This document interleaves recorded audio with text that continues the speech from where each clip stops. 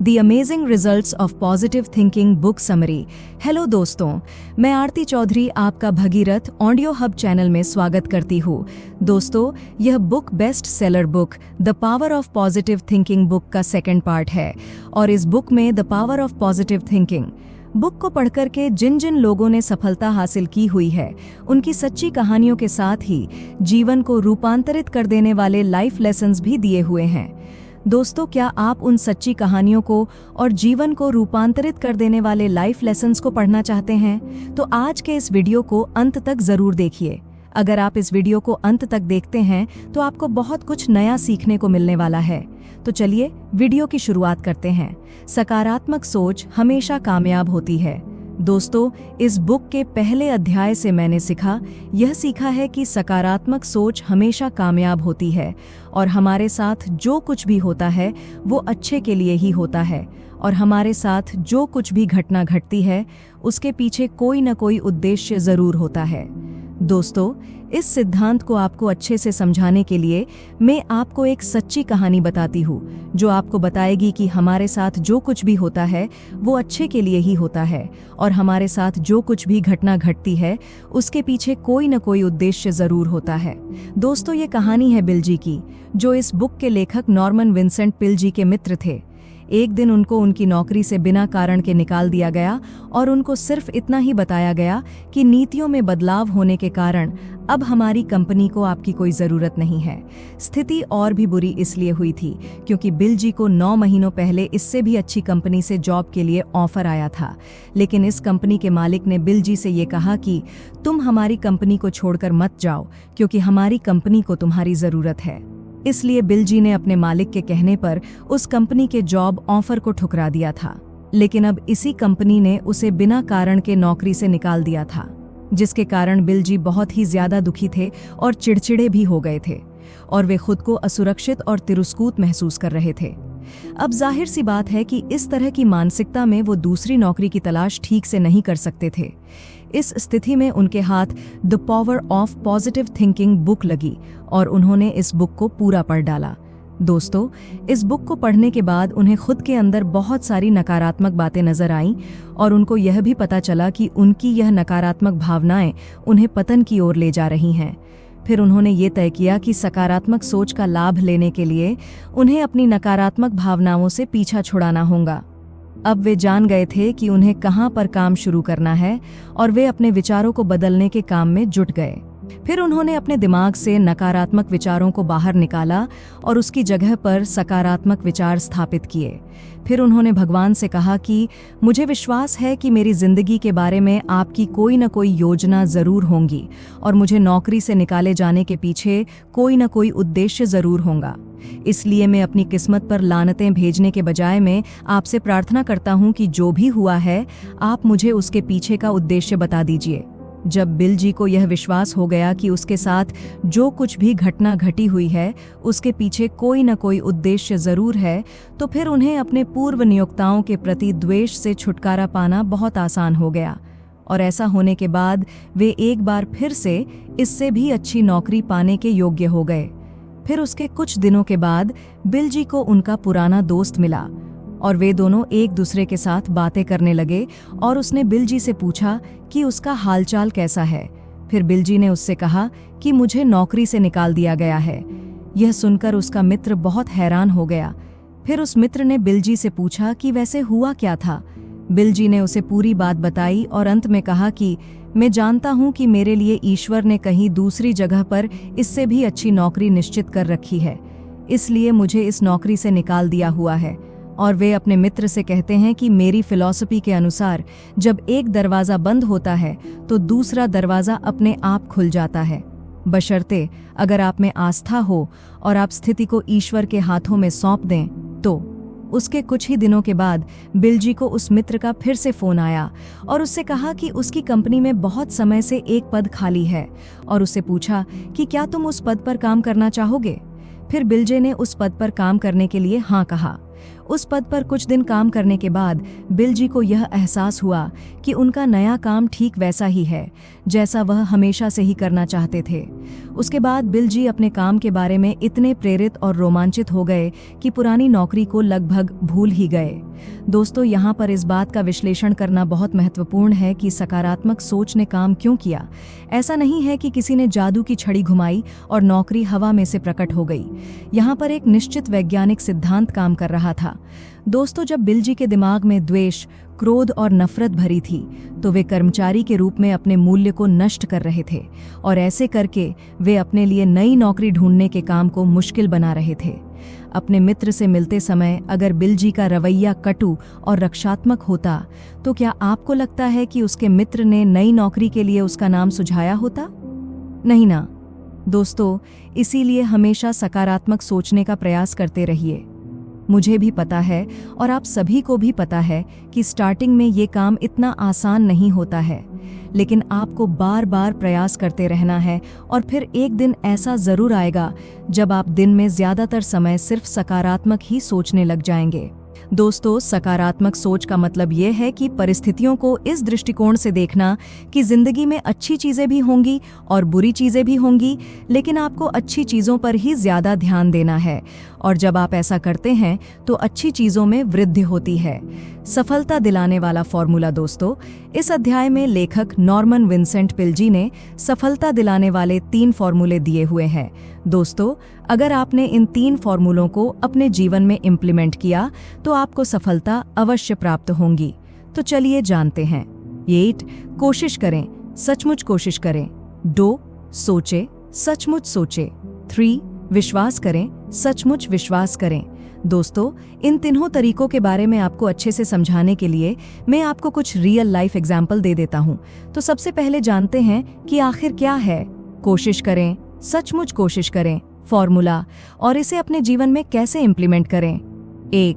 कोशिश करें, सचमुच कोशिश करें। दोस्तों, कोशिश करें, सचमुच कोशिश करें। फॉर्मूला आपको ज्यादा आकर्षक नहीं लग रहा होगा क्योंकि कोशिश करना बहुत मुश्किल हो सकता है और जो लोग कोशिश करते भी हैं तो उनमें इतनी लगन नहीं होती है कि वे लगातार कोशिश करते रहें। दोस्तों, आपने आखिरी बार अपनी असफलता को खुद से दूर करने के लिए पूरी लगन से कब कोशिश की थी और सचमुच कोशिश की थी? ज्यादातर असफलताएं सिर्फ इसी तथ्य के कारण उत्पन्न होती हैं क्योंकि हम कम लगन के साथ लगातार कोशिश नहीं करते। दोस्तों, क्या आप सचमुच अपनी असफलताओं से उबरना चाहते हैं और पूरी लगन के साथ सचमुच कोशिश करके अपने जीवन में सफलता हासिल करना चाहते हैं? तो आपको आगे आने वाली रियल लाइफ स्टोरी जरूर पढ़नी चाहिए। दोस्तों, अगर आप इस कहानी को ध्यान से पढ़ते हैं तो आपको सीखने को मिलेगा कि सचमुच कोशिश कैसे करते हैं और आस्था की शक्ति का सहारा कैसे लिया जाता है। तो चलिए कहानी की शुरुआत करते हैं। दोस्तों, एक बार एक छोटे से गांव के एक घर में एक अपाहिज लड़की पैदा हुई। जब उसका जन्म हुआ था तब उसके दोनों कूल्हे अपनी जगह पर नहीं थे और डॉक्टरों का भी कहना था कि ये लड़की कभी भी चल नहीं पाएगी। लेकिन जब ये लड़की बड़ी हुई तो इस लड़की ने दूसरों को चलते देखा तो इस लड़की ने मन ही मन ईश्वर से कहा कि हे ईश्वर, मेरी मदद करो। मैं जानती हूँ कि आप मुझसे बहुत प्रेम करते हैं, इसीलिए मुझे खड़े होने में और चलने में मेरी सहायता कीजिए।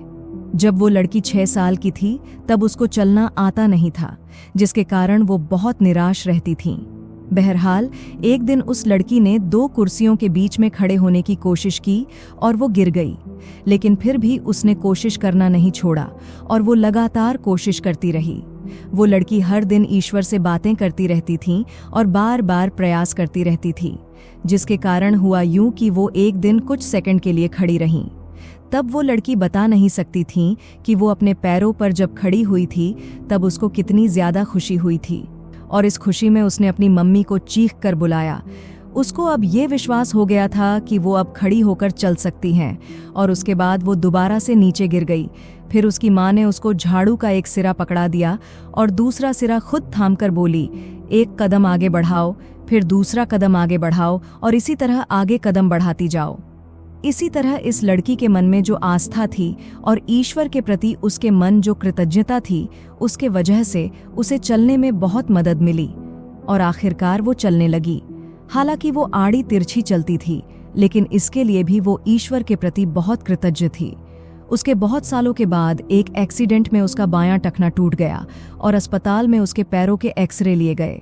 इसके बाद डॉक्टरों ने उसके पास आकर पूछा कि आपके कुल्हों में जोड़ या खांचे है ही नहीं, तो आप खड़ी कैसी होती है और आप चल कैसी लेती है? फिर उस महिला ने कहा कि ईश्वर मेरा डॉक्टर है और मुझे उस पर पूरा भरोसा है, जिसके कारण मैं चल फिर लेती हूँ।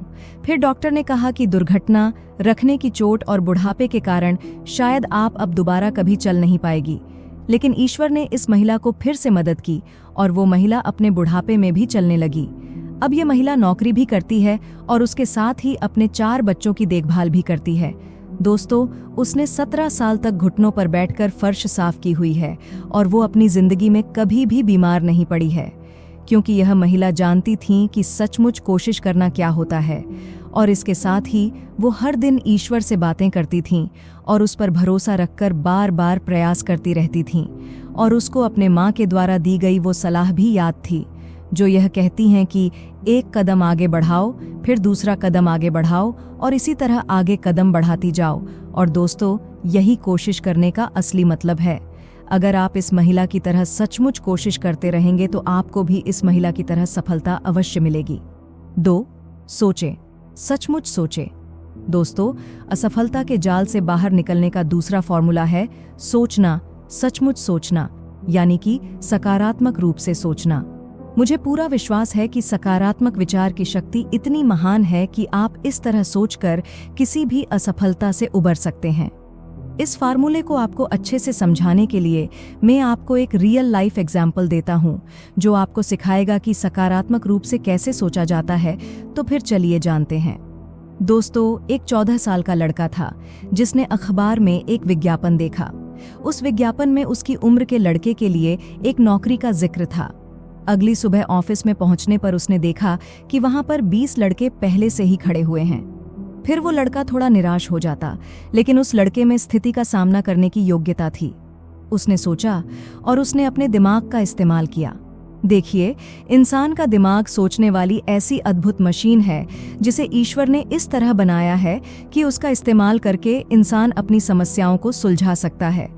दोस्तों, उस लड़के की मानसिकता नकारात्मक नहीं थी और वह सोच सकता था और सचमुच सोच सकता था, इसलिए उसके दिमाग में एक विचार आया। अच्छी तरह सोचने के बाद उसने एक कागज पर कुछ पंक्तियां लिखीं और फिर वह लाइन से बाहर निकला और अपने पीछे खड़े लड़के से अपना स्थान सुरक्षित रखने का अनुरोध करने के बाद इंटरव्यू लेने वाले ऑफिसर की सेक्रेटरी के पास गया और उसने विनम्रतापूर्वक सेक्रेटरी से कहा, मिस, क्या आप अपने बॉस को यह पत्र दे देंगी? फिर वो सेक्रेटरी उस लड़के से प्रभावित हुई, क्योंकि वह विनम्र, शालीन और सभ्य लग रहा था। किसी घटिया लड़के को उसने बेशक झिड़क दिया होता, लेकिन यह लड़का अलग था और उसमें शक्ति नामक आकर्षक, अबूझ गुण था। इसलिए सेक्रेटरी ने उसके आग्रह को मान लिया और उसके पत्र को अपने बॉस के पास ले गई। बॉस पत्र पढ़कर हंसा और उसे अपनी सेक्रेटरी की तरफ बढ़ा दिया। वह भी इसे पढ़कर हंसने लगी, क्योंकि उस पत्र में यह लिखा था कि महोदय, मैं लाइन में 21वां लड़का हूं और जब तक आप मेरा इंटरव्यू न ले लें तब तक कृपया कोई फैसला न करें। दोस्तों, क्या उसे नौकरी मिली होगी? आपको क्या लगता है? इस तरह का लड़का निश्चित रूप से तरक्की करेगा और बड़े काम करेगा। हालांकि उसकी उम्र कम थी, लेकिन वह जानता था कि सचमुच कैसे सोचा जाता है। उसने समस्या का तत्काल आकलन करने और उस पर पूरी शक्ति से चोट करने और सर्वश्रेष्ठ कोशिश करने की योग्यता विकसित कर ली थी। अगर समस्या का कारण आप खुद हैं, जैसा कि जिंदगी के ज्यादातर मामलों में होता है, तो सोचने पर, सचमुच सोचने पर समाधान निश्चित रूप से और ज्यादा आसानी से सामने आ जाते हैं। 3. विश्वास करें, सचमुच विश्वास करें। दोस्तों, अंत में विश्वास करें, सचमुच विश्वास करें। आप विश्वास करें कि आप सफल होंगे और जब आपने यह विश्वास होगा तो आप विजय प्राप्त करने की दिशा में लगातार कोशिश करेंगे। बाइबल आस्था के बारे में इतनी बात क्यों करती है? क्योंकि अगर आपको सचमुच विश्वास हो तो आप बहुत बड़े काम कर सकते हैं। अगर आपको यकीन है कि आप कर सकते हैं तो आप सचमुच कर सकते हैं। विश्वास करने से रचनात्मक और प्रचुर अच्छाई के मार्ग खुल जाते हैं और विश्वास से भी मुश्किल परिस्थितियों में भी शक्ति प्रवाहित कर देता है। इसलिए सिर्फ विश्वास न करे, बल्कि सचमुच विश्वास करे, तो फिर आपको सफल और कामयाब व्यक्ति बनने से कोई भी नहीं रोक पाएगा।